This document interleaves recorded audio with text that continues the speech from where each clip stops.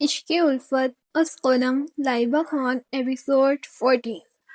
آپ کیا کر رہی ہیں یہاں؟ فائق نورین کو غور سے دیکھتا کہتا ہے کہ نورین جو فائق کو آج پھر اتنا غصے میں دیکھ رہی تھی اس کی بات پر ہڑبڑاتی ہے۔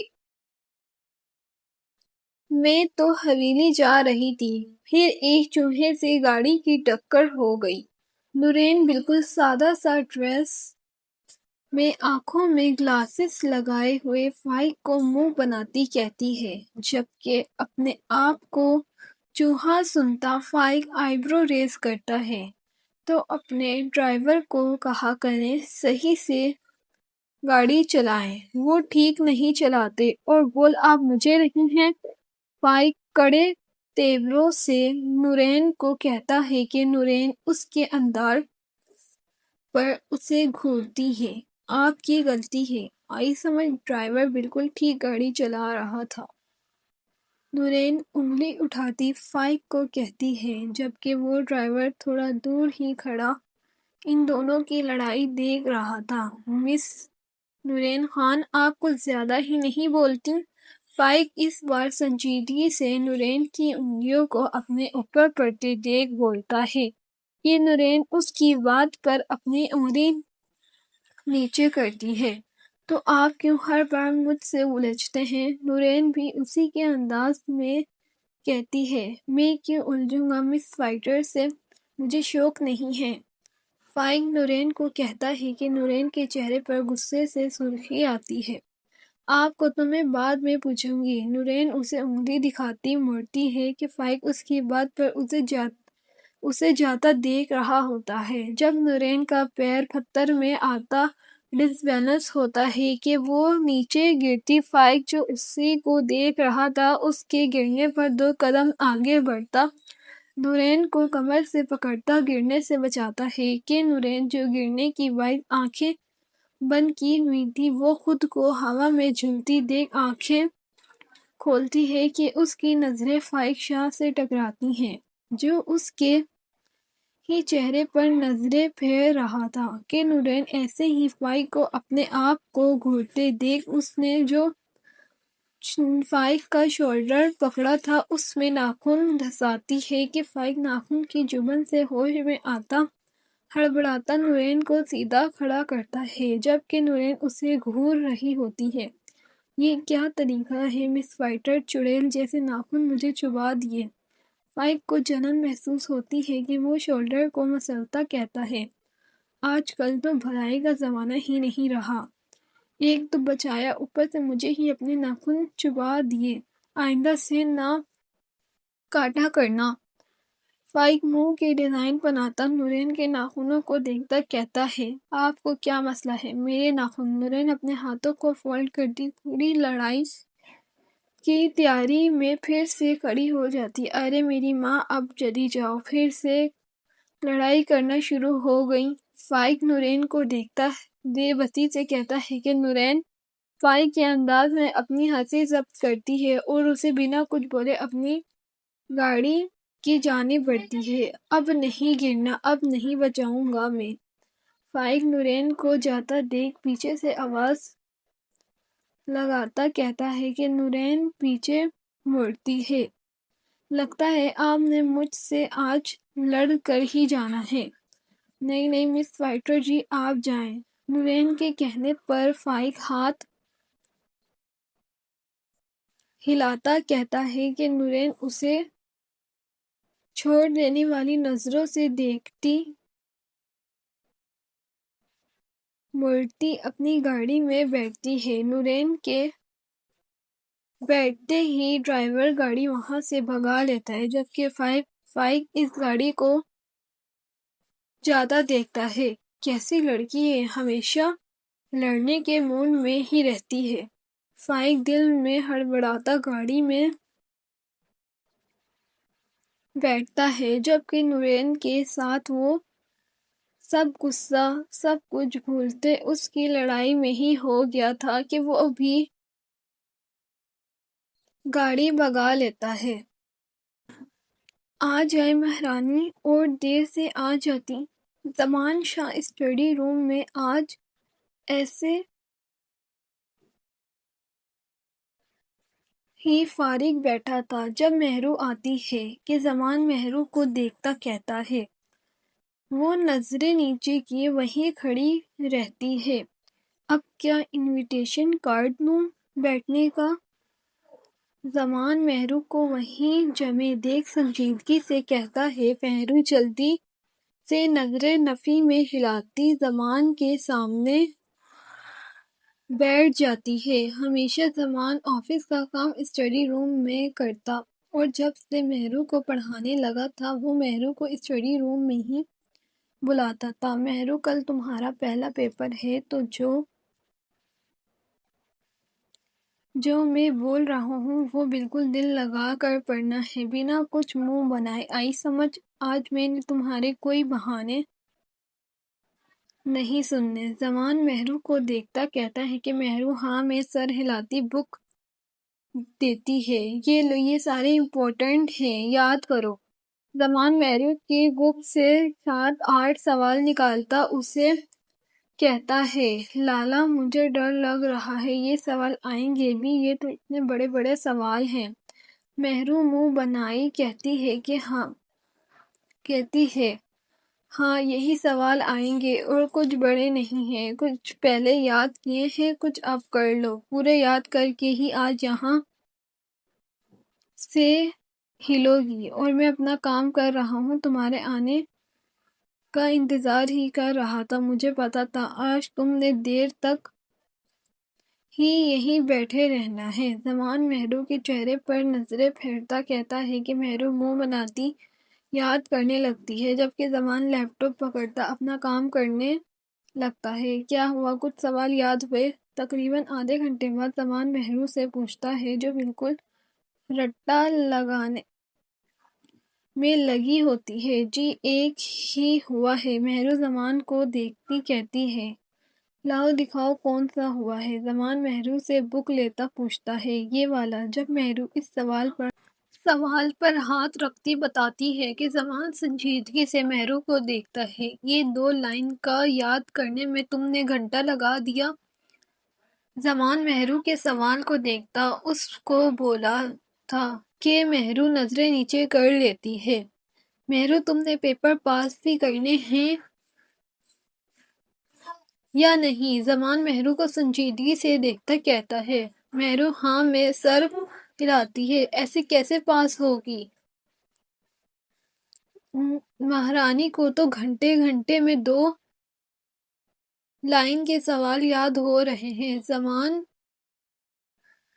اپنے سر پر ہاتھ پھیرتا مہرو کو کہتا ہے وہ لالا یہ تو مجھے ہو گیا تھا، اب میں دوسرا یاد کرنے کی کوشش کر رہی تھی مگر وہ یاد نہیں ہوا صحیح سے تو میں نے بتایا نہیں۔ زمان کے کہنے پر مہرو آنکھیں پھٹ پٹائے زمان کو بتاتی ہے کہ زمان کچھ ٹھنڈا پڑتا ہے۔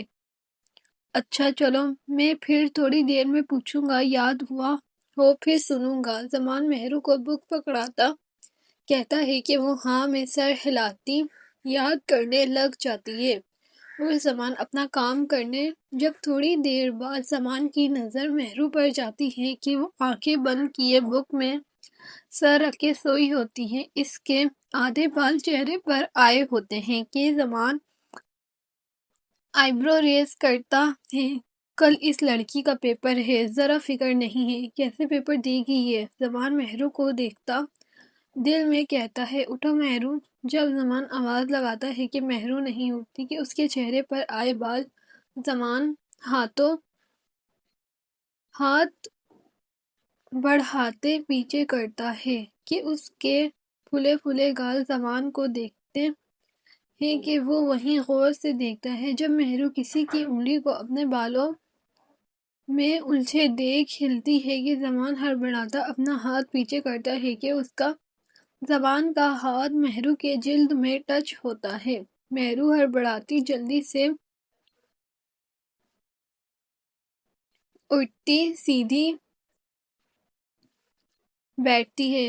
سوری لالا مجھے نہیں سوری لالا، پتہ نہیں کیسے آنکھ لگ گئی۔ زمان جو اپنے جذباتوں پر کو قابو کر رہا تھا، مہرو جلدی سے ڈرتی کہتی ہے، نہیں تم مجھے بتا دو، کل تمہارے پیپر ہے، تمہیں نیند کے دورے پڑ رہے ہیں، ایسے تو کل پیپر دیتے ہوئے بھی سو رہی ہوگی۔ زمان اپنے آپ کو سیدھا کرتے چہرے پر پھر سے اس کی طرف مائل ہونے پر سنجیدگی آتی ہے کہ مہرو نفی میں سر ہلاتی، لالا کچھ نہیں ہوگا، میں ابھی آپ کو سنا کر ہی سوؤں گی۔ مہرو زمان کو دیکھتے بک کھولتی کہتی ہے کہ زمان اس کی بات پر اپنے چہرے پر ہاتھ پھیرتا ہے کہ 2 گھنٹے بعد۔ مہرو جواب سنانا اسٹارٹ کرتی ہے، گڈ، صحیح ہے، کل جاتے وقت ریوائز کر لینا اور اچھے سے پیپر دینا۔ مہرو زمان سے کچھ سننے کے بعد اسے نرمی سے کہتا ہے کہ مہرو ہاں میں سر ہلاتی ہے، اب میں جاؤں؟ مہرو زمان کو دیکھتے مسکراتی آنکھوں سے کہتی ہے، ہاں جاؤ اور سو جانا، کچھ اور نہ فضول پڑھنے میں بیٹھ جانا۔ اس کی بات پر زمان کہتا ہے کہ وہ منہ بناتی ہاں میں سر ہلاتی اپنے کمرے کی جانب بڑھتی ہے۔ لٹل پرنسس کہاں ہے؟ شہریار حویلی آتا اپنے کمرے کی جانب بڑھا کہ اسے اپنے کمرے میں مہک نظر نہیں آتی۔ نہ حویلی آتے ہوئے وہ مہک کو لاؤنج میں بیٹھے دیکھتا ہے کہ وہ دل میں کہتا ہے۔ جب پھر سے نیچے آتا لٹل پرنسس آواز لگاتا ہے کہ فائق شاہ جو حویلی آ رہا تھا، شہریار کی آواز پر اس کی جانب بڑھتا ہے۔ شہریار کے چہرے پر پریشانی ہوتی ہے جو پنچایت سے وہ سن کر آیا تھا اس چیز کی۔ کیا ہوا لالا، ایسے کیوں آواز لگا رہے ہیں بھابھی کو؟ فائق شاہ جلدی سے شہریار کی جانب آتا کہتا ہے، فائق دیکھو میں ابھی آیا ہوں، مجھے نہ مہک یہاں نظر آ رہی ہے نہ اپنے کمرے میں ہے۔ شہریار پریشانی چہرے پر لیے کہتا ہے، کیوں پریشان ہو رہے ہیں، یہیں پر ہوں گی مہرو کے ساتھ۔ فائق شہریار کو کہتا ہے کہ وہ مہرو کے روم کی جانب بھاگتا ہے کہ اسے وہاں مہرو نہیں ملتی کہ شہریار زمان کے اسٹڈی روم میں جاتا ہے جہاں زمان لیپ ٹاپ پر کام کر رہا تھا۔ شہریار کو ایسے پریشانی سے اسٹڈی روم میں آتے دیکھ زمان سیدھا کھڑا ہوتا ہے۔ کیا ہوا لالا، اتنے پریشان کیوں ہیں؟ زمان شہریار کو دیکھتا کہتا ہے، زمان لٹل پرنسس نہیں دکھ رہی اور مہرو بھی اپنے روم میں نہیں، مجھے لگا یہاں ہوگی، یہاں بھی نہیں، تمہیں کچھ پتہ ہے؟ شہریار ایک ہی سانس میں سب کچھ بتا گیا، لالا یہاں مہرو آئی تھی مگر وہ اب نہ پڑھ کر چلی گئی، میں نے اسے سونے کا کہا تھا، اس کا کل پیپر ہے، پتہ نہیں اب دیکھتے ہیں ہم حویلی میں ہوگی۔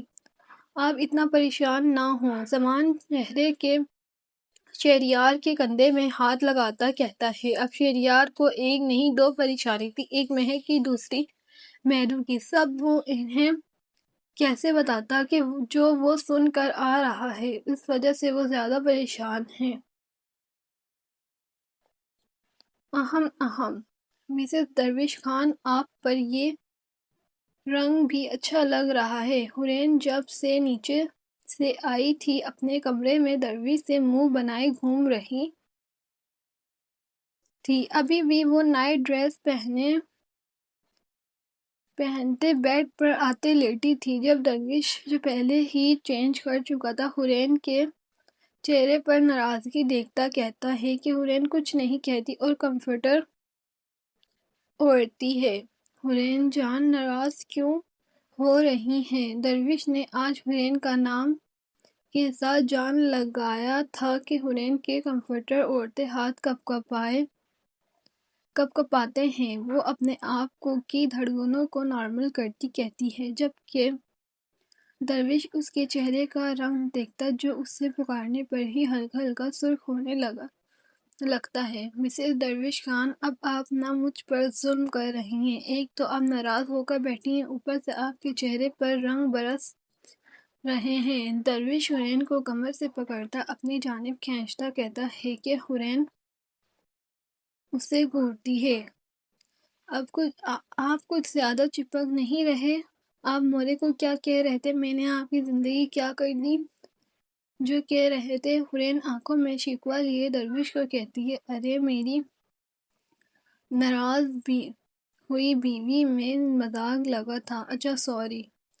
درویش حرین کے منہ بنے چہرے کو دیکھتا کہتا ہے، اینڈ میں کان پکڑتا سوری کرتا ہے کہ حرین اپنی آنکھیں پھاڑتی، یہ آپ کیا کر رہے ہیں، نیچے کریں ہاتھ۔ حرین درویش کو کان پکڑتے سوری کرتے دیکھ کہتی ہے کہ درویش حرین کے ماتھے پر لب رکھتا ہے۔ حرین کو اپنے اندر ایک سکون اور ڈرتا محسوس ہوتا ہے۔ حرین کو سمجھ نہیں آ رہی تھی وہ شخص کیا ہے۔ جب سے اس کے نام ہوئی تھی وہ جلد ہی ایکسکیوز، اپنی بات، اپنی غلطی، ہر چیز مان لیتا تھا، اور ایک لڑکی کو کیا چاہیے کہ حرین اپنے آپ میں ہی خوش ہوتی ہے۔ درویش حرین کے ماتھے سے ہٹتا، اس کے گالوں میں لب رکھتا، اس کے بعد ابھی وہ اس کے لبوں پر جھکتا کہ حرین اپنے ہونٹوں پر ہاتھ رکھتی ہے۔ درویش جو اس میں کھو رہا تھا اس کے ایسے کرنے پر اسے گھورتا ہے کہ حرین مسکراتی ہے، چلے سو جائیں۔ جب حرین مسکراتی ہوئی درویش کو دیکھتی کہتی ہے، بیگم یہ زیادتی ہے۔ درویش منہ بناتا حرین کو دیکھتا کہتا ہے، کوئی زیادتی نہیں، اگر بیڈ پر میرے